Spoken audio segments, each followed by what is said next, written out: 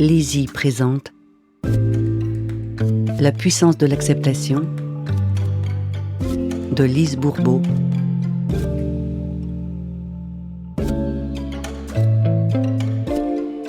Lu par Marika Vibic.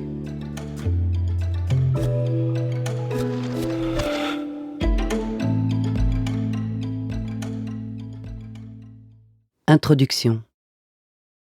Depuis 25 ans, j'enseigne l'amour inconditionnel en mentionnant régulièrement le mot acceptation durant les ateliers et les conférences que je donne. Il apparaît à de nombreuses reprises dans les livres et les divers articles que j'écris. Malgré cela, on continue de me poser les questions suivantes. Es-tu sûre, Lise, que tout peut être accepté un jour ? Pourquoi j'oublie tout ce que j'ai appris sur l'acceptation aussitôt que ça ne va pas comme je veux ? Je n'arrive pas à accepter comme tu l'enseignes. J'ai sans cesse l'impression que je vais me faire avoir si j'accepte ainsi. J'ai beaucoup de difficultés à savoir si j'ai vraiment accepté une situation ou si je m'y suis résignée. Je n'arrive pas à croire qu'une situation désagréable va se transformer seulement en l'acceptant. Ça me semble trop miraculeux et surtout trop simple. Je ne suis pas surprise quand j'entends les différentes difficultés vécues par les clients d'Écoute ton corps. Je me suis rendu compte, autant dans ma vie personnelle que professionnelle, que cette notion d'acceptation qui permet d'arriver à l'amour inconditionnel est simple, mais loin d'être facile à appliquer. Moi-même, ainsi que l'équipe d'Écoute ton corps, qui l'enseignons depuis de nombreuses années, oublions parfois ce moyen miracle qui peut tout transformer. Heureusement que nous en parlons régulièrement, ce qui nous aide à nous remettre sur le chemin de l'amour assez rapidement. J'entends ce genre de questions ou commentaires dans tous les pays où j'enseigne. En effet, peu importe la race, la culture, la couleur, l'âge, la profession ou la religion d'une personne, tout le monde aspire à l'amour inconditionnel. C'est un appel de la part de notre âme qui est malheureuse lorsque c'est l'ego qui nous dirige plutôt que notre cœur. À l'époque où nous vivons, nous ressentons ce cri de l'âme de plus en plus intensément.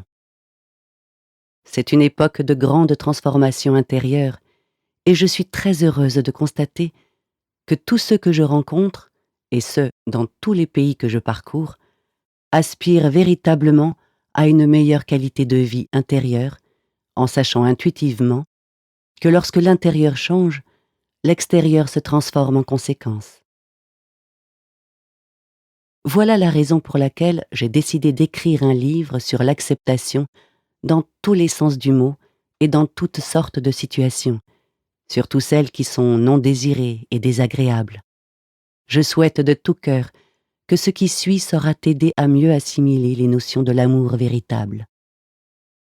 Pour rendre la lecture plus facile et intéressante, j'ai choisi de relater l'histoire d'une famille qui vit divers problèmes d'acceptation. L'histoire et les noms des membres de cette famille sont fictifs et ne sont utilisés qu'aux fins de ce livre.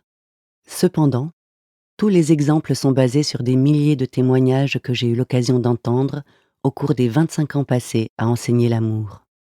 Si, en lisant les différents moyens suggérés pour faire la paix, accepter les autres et t'accepter, tu as des réflexions du genre « Je ne pourrai jamais arriver à ce genre de partage. Je suis assurée que l'autre ne voudra jamais accepter cela. C'est juste un livre. La réalité est toute différente. » Sache que c'est une manifestation de la résistance de la part de ton ego. Tout ce qui est suggéré est réalisable. Il suffit de le décider et de l'expérimenter. La bonne nouvelle est, plus nous pratiquons, plus ça devient facile et rapide. Je souligne également que je me permets de te tutoyer. Ceci t'aidera à ressentir tes émotions plus rapidement, surtout si tu te reconnais dans un des différents exemples utilisés. Bonne écoute, Lise Bourbeau.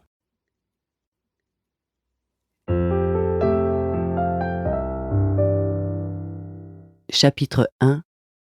La consultation. Nous espérons que vous avez apprécié cet aperçu. Pour continuer à écouter ce livre audio sur Google Play Livres, utilisez le lien dans la description de la vidéo.